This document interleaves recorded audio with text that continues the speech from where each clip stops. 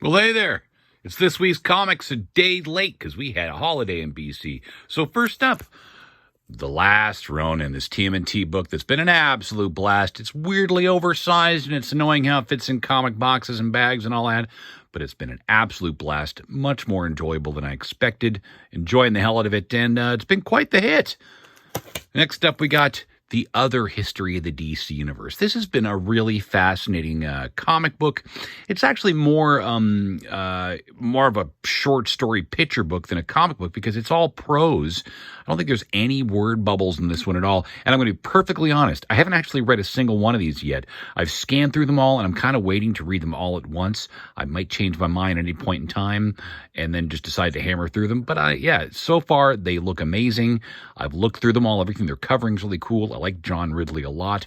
I love how they're doing each issue represents like a different decade in the DC timeline. And now it is this great look at the other history of the DC universe through the a lens of marginalized groups of people. In this one, you're talking about The Question, Renee Montoya, Latina. Yeah, great comic.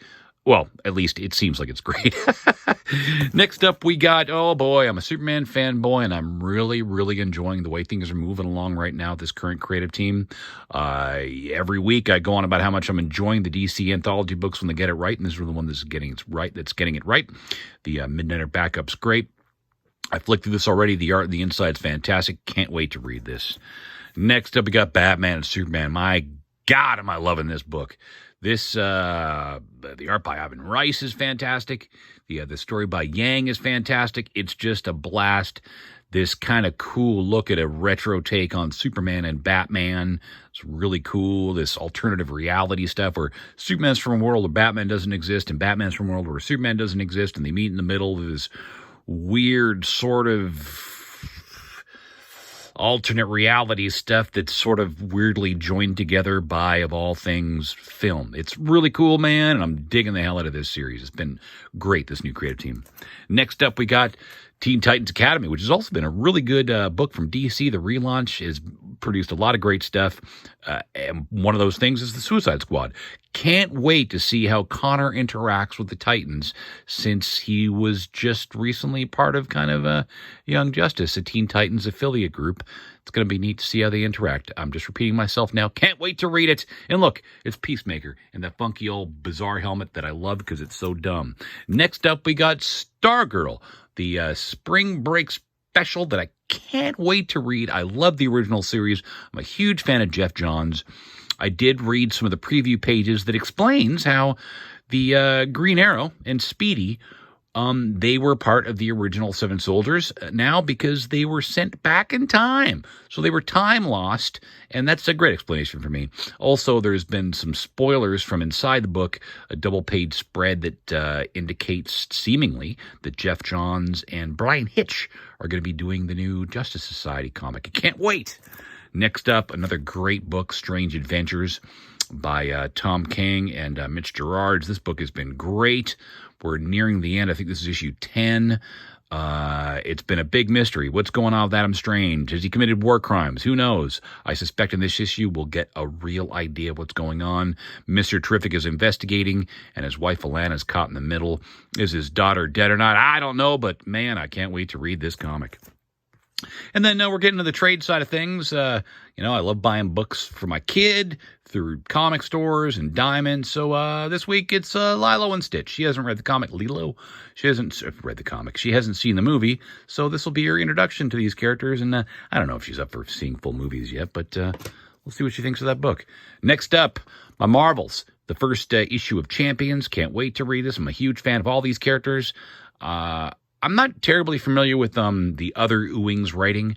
I'm a big fan of Al Ewing, but this other Ewing, not terribly familiar with their work, so I don't really have any expectations or ideas what I should expect going in.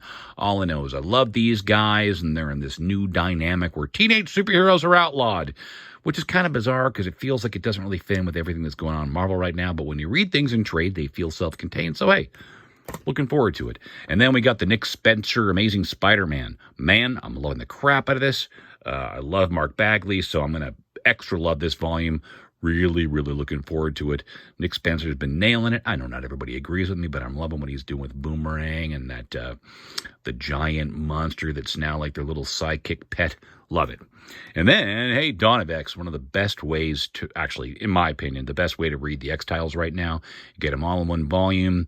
This one has, what do we got there? You got Giant Size X-Men, Storm, X-Force, Excalibur, and X-Men. 2 issues of X-Force, 2 issues of Excalibur. My only complaint is they should be putting out 1 or 2 of these a month because they're way behind right now. I think it won't be until next month that they finally catch up to the Sword of X storyline, and I've had the hardcover for months now, and I've just been waiting for these damn things to catch up so I can finally read it.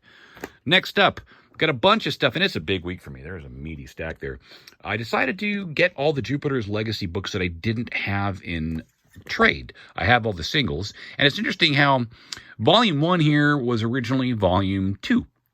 How they've renumbered them all so that the numbering of the trades works in chronological order, not in the order the stories were published. So, yeah, I got Volume 1 and Volume 2 that takes place, obviously, at the beginning of the whole storyline. Well, I don't know if it's obvious, but you can tell they're all younger now. And Volume 3, the finale, or sorry, the first, the finale, the first miniseries is now Volume 3. This is, yeah, timeline-wise and all that. The show, the Netflix show, I did enjoy it, but I think there's big flaws with it, and there's big flaws with the comic itself as well.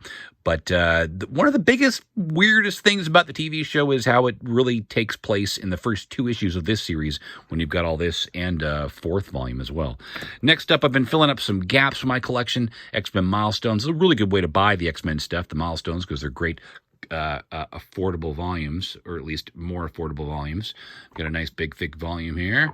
The X-Men Milestones. This is the Second Coming storyline. I recently read the Abnett and Lanning stuff, and I realized I was missing this in collected form, so that I get it.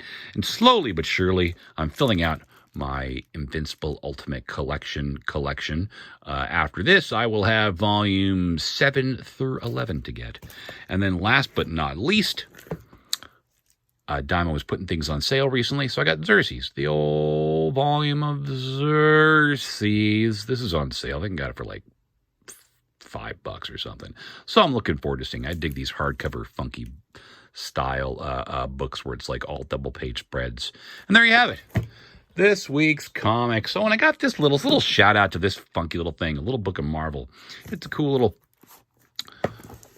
collection of these little, hey, let's take a look at sort of the history of these characters and all that.